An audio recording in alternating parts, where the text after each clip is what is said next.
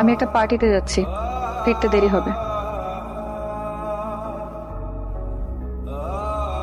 এই পূর্ণতা, hello sir, আমি পূর্ণতা।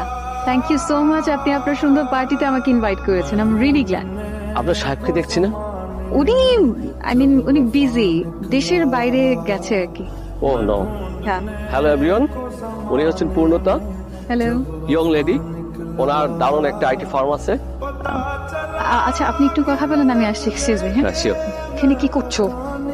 কেমন, এটা আমার পার্টি, এখানে প্লিজ আমাকে তো করো না এদের মাঝখানে।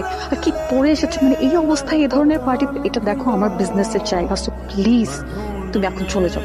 আমার কি সৌভাগ্য, শান্ত সাহেব যে, প্লিজ আসুন।